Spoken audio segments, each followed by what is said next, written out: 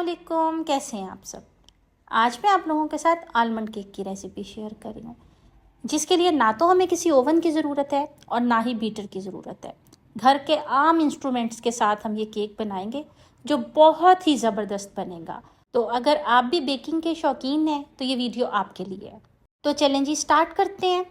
160 ग्राम मेरे पास मक्खन है, जिसको मैंने रूम टेम्परेचर पे ले आई थी, यानी कि पहले से मैंने इसे फ्रिज में से निकाल लिया था। और ये देखें ये कितना ज़्यादा सॉफ्ट हो गया है। 180 ग्राम्स मैंने इसके अंदर शुगर डाली है। शुगर को आप पाउडर करके इसके अंदर डालिएगा तो फिर ये बहुत अच्छे से मिक्स हो जाएगा। ये देखें, ये हैंड विस्क के साथ में ये तमाम चीज़ें मिक्स कर रही हूँ। आप लोग चाहें तो आप लोगों के पास वो जो फोक होता है कांटा अंडे वगैरह फेंटने वाला, उसके साथ भी इसे ईजीली बना सकते हैं। अच्छा जी, अब इस शुगर को और इस मक्खन को हमने अच्छी तरह से आपस में मिक्स कर लेना है। ईजीली ये मिक्स हो जाएगा क्योंकि शुगर जो है हमारे पास पिसी हुई है और जो हमारे पास मक्खन है वो मेल्टेड है। इसके बाद इसके अंदर हम अंडे डालेंगे। 3 अदद मैंने इसके अंदर अंडे डाले हैं। और अंडे डालने के बाद एक दफ़ा दोबारा से हम इसको अच्छी तरह से फेंट लेंगे और तमाम चीज़ों को मिक्स कर लेंगे।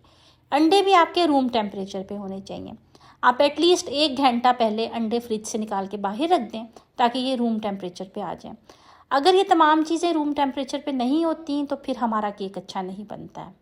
अच्छा जी, ये चीज़ें मिक्स करने के बाद अब मैंने इसके अंदर वनीला एसेंस डाला है। 2 से 3 ड्रॉप्स बस मैंने इसके अंदर वनीला एसेंस के डाले हैं। इससे ज़्यादा आप नहीं डालिएगा क्योंकि समटाइम्स कुछ वनीला एसेंस ऐसे होते हैं जो बहुत ज़्यादा तेज़ होते हैं और फिर आपके केक में से बहुत तेज़ जो है खुशबू आती है, वो अच्छी नहीं लगती है। वनीला एसेंस हम सिर्फ अंडों की स्मेल ख़त्म करने के लिए और एक अच्छी सी खुशबू के लिए इसमें ऐड करते हैं। इसके बाद मैंने इसके अंदर मैदा डाल दिया।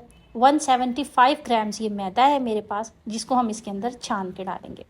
अच्छा जी, मैदे के साथ 1 टेबलस्पून भर के मैंने यहाँ पर डाल दिया है बेकिंग पाउडर का और चुटकी भर मैंने इसके अंदर नमक डाल दिया। और अब इन तीनों चीज़ों को हम इकट्ठे जो है ना छान लेंगे। अब इसके अंदर बेकिंग पाउडर और मैदा और नमक चला गया है। इसके बाद 25 ग्राम मैंने इसके अंदर बादाम का पाउडर डाल दिया, यानी कि बादाम को मैंने ग्राइंड कर लिया था और उसका पाउडर बना दिया था, वो इसके अंदर डाल दिया। अच्छा, यहाँ पर समझने की बात यह है कि टोटल 200 ग्राम्स जो है ना हमारे पास गया है मैदा और बादाम, जिसमें से 175 ग्राम मैदे का था और 25 ग्राम्स जो है इसके अंदर बादाम का पाउडर था। ये सारी चीज़ें डालने के बाद हम इसे फिर से अच्छी तरह से मिक्स कर लेंगे। और मिक्स करने के बाद अब मैंने 1/4 कप इसके अंदर नीम गर्म दूध का डाला है। आपने इसकी मिक्सिंग करनी है, बस ओवर मिक्सिंग नहीं करनी। अगर आप ओवर मिक्सिंग करने लग जाते हैं ना तो आपका केक जो है फिर वो रबड़ की तरह से बनने लग जाता है। और यहाँ पर कुछ लोग बहुत कंफ्यूज होते हैं कि मिक्सिंग और ओवर मिक्सिंग में क्या फ़र्क है। तो इसमें फ़र्क ये है कि जब आप अपने ड्राई इंग्रेडिएंट्स वेट इंग्रेडिएंट्स के अंदर डालें और उसे मिक्स कर रहे हों, ड्राई इंग्रेडिएंट्स बिल्कुल गायब हो जाएं और मिक्स हो जाएं वेट इंग्रेडिएंट्स में, तो बस अब ये हो गई है मिक्सिंग। फिर अगर आप उसको मज़ीद फेंटते जाएं तो फिर वो ओवर मिक्सिंग होती है। आपने सिर्फ और सिर्फ उसको मिक्स करना होता है, उसके अंदर बार बार बहुत ज़्यादा देर तक उसे फेंटते नहीं रहना होता। ये मेरे पास एक केक का मोल्ड है। ये वो वाला मोल्ड है जिसे हम ओपन कर लेते हैं और उसकी बेस और साइडें जो है ना अलग हो जाती हैं।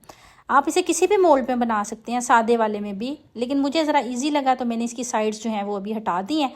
पहले मैं सेटिंग करूँगी और इसके बाद फिर मैं इसे जो है ना कंबाइन करूँगी।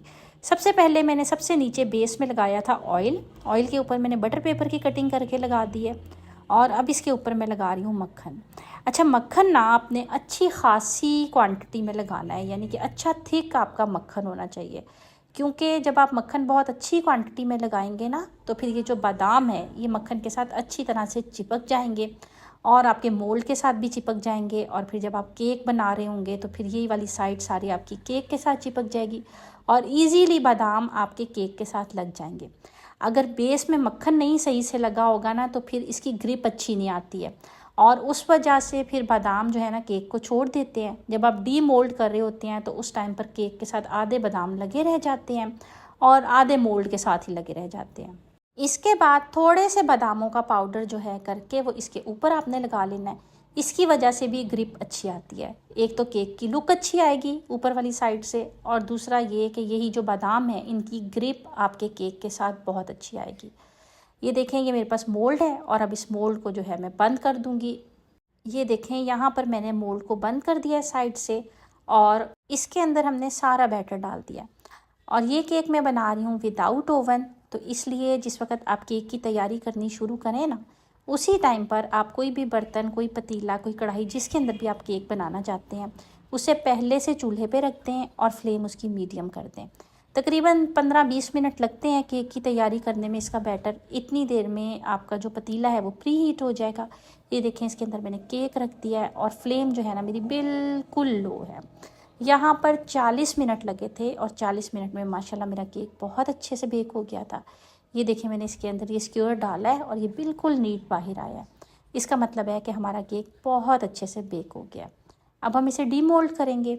डीमोल्ड करने के लिए छुरी से आप पहले इसकी साइड्स को अलग कर लीजिएगा, वरना जब हम निकालने लगते हैं ना तो केक हमारा इनके साथ जुड़ा रह जाता है।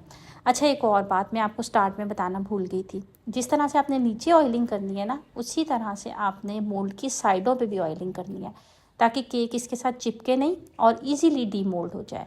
मेरा क्योंकि मोल्ड जो है वो साइडों से अलग हो जाता है, इसलिए मैंने उसे ओपन करके हटा लिया था। और अब नीचे से इस तरह से जो है ना मैं इसे अलग करूँगी। केक को निकालने के बाद अब थोड़ी देर के लिए ना इसे कवर करके रखते हैं, थोड़ा सा ठंडा होने के लिए, कि बहुत ज़्यादा ये गर्म ना हो, वरना तो फिर इसे हाथ लगाना भी मुश्किल हो रहा होता है और ये सॉफ्ट बहुत ज़्यादा होता है, तो इसको डीमोल्ड करना बहुत मुश्किल होता है। और दूसरी इम्पोर्टेंट बात ये है कि जो केक है ना वो सही से सेटल नहीं हुआ होता, उसका टेस्ट भी सही से सेटल नहीं हुआ होता है, इसलिए आप उसको थोड़ी देर ज़रूर छोड़ें। फिर उसकी कटिंग करनी इजी, उसे डीमोल्ड करना इजी और उसका टेस्ट बहुत अच्छा आता है। ये देखेंगे, ऊपर वाली साइड से थोड़ा सा केक ऊपर को आ गया था, तो इसकी हम कटिंग कर लेंगे, क्योंकि ये वाली साइड जानी है नीचे, तो फिर ये लेवल नहीं होगा। इसे लेवल करने के लिए हमने इसकी थोड़ी सी कटिंग कर ली है। और ये देखें, माशाल्लाह माशाल्लाह माशाल्लाह कितना ज़बरदस्त हमारा आलमंड केक बन के तैयार हुआ है। आप लोग भी इन्हीं मेजरमेंट्स के साथ, इन्हीं स्टेप्स के साथ इस रेसिपी को ज़रूर ट्राई कीजिएगा। इंशाल्लाह फ़र्स्ट टाइम में ही आपका केक बहुत ही ज़बरदस्त बनेगा। और जब आप लोग केक बनाएं तो मुझे फ़ीडबैक ज़रूर दीजिएगा। उम्मीद है आज की वीडियो आप लोगों के लिए काफ़ी हेल्पफुल रही होगी और पसंद आई होगी। अगर वीडियो अच्छी लगी हो तो मेरी वीडियो को लाइक कर दीजिएगा, चैनल को सब्सक्राइब कर दीजिएगा। Thank you. अल्लाह हाफिज़।